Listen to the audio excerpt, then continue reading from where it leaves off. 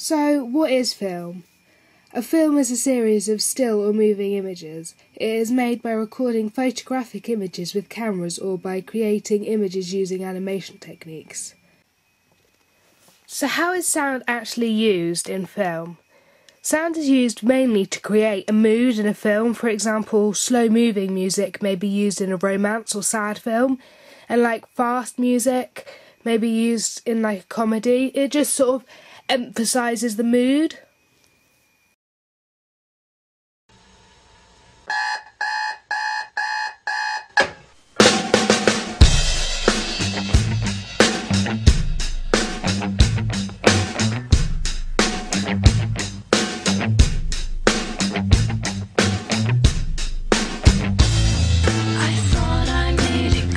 So in the example I've just shown you, it starts off with the alarm going on, which is called diegetic sound, which I will go into more detail about later.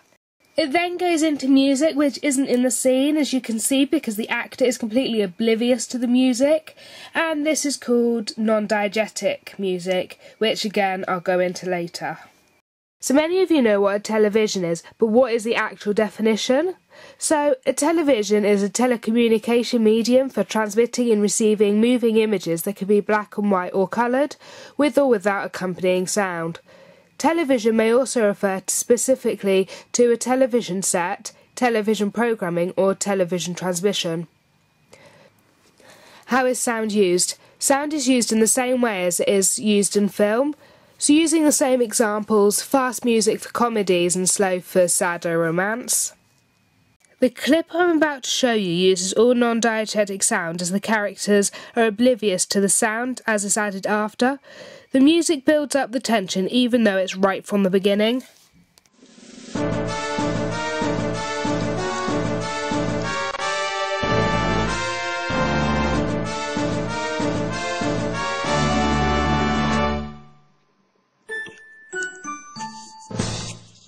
When people think of the web, they instantly think of sites such as Google, Facebook, Twitter, Tumblr, and so on, but people don't think of the graphics behind the internet. How does the web use moving image? Well, my first example is YouTube. From here you can see films, clips, music, and all sorts. There are also sites such as ITV Player, iPlayer, Demand5, and 4ID. These sites you can watch TV all over the web. So again, sound is used in the same way. Animation probably uses the most non-diegetic sound out of all the moving images, as it uses sound effects and music throughout the programme or film. Some animation, like Pink Panther, for example, use the same basic sounds like banging, footsteps, and so on, and then you have the animation that goes into more detail, like Tintin, for example. Homie? What he's typed will be a window into his madness. Feeling fine. Wow, that's a relief. As you saw, the music created tension when Marge was moving towards the typewriter, then stops when she realises there's nothing wrong, then unexpectedly gets loud and creates fear. I'll show you the clip again and look out for these. Homie? What he's typed will be a window into his madness. Feeling fine. Wow, that's a relief. Relationship between sound and picture. Diegetic sound is the sound that's shown on screen. For example, voices of characters, sounds that's made by objects in the story, and even music represented as coming from the instruments in the story space. For example, a character may be playing a guitar. Diegetic sound can either be on-screen or off-screen, depending on if it's within the frame or outside the frame. Another term for diegetic sound is actual sound. Here's an example of how diegetic sound would have been used.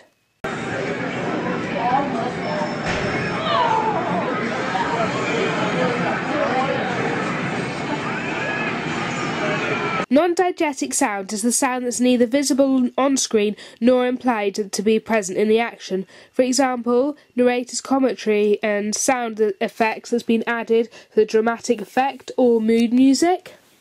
Non-diegetic sound can be represented as coming from a source outside the story space.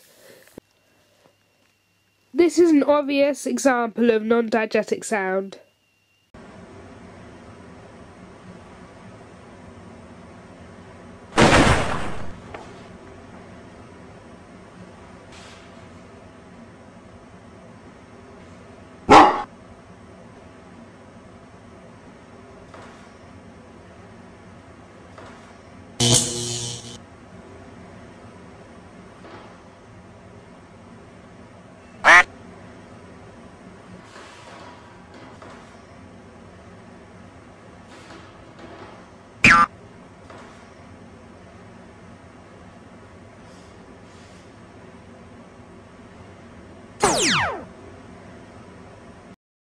External sound is represented as coming from a physical source in the story space, and we assume characters in the scene can also hear. Music is often used to create a mood or enhance the mood in the film, and is also used in TV programs. For example, non-diegetic music is used in a lot of horrors and comedies, so the audience can relate to the actors on screen.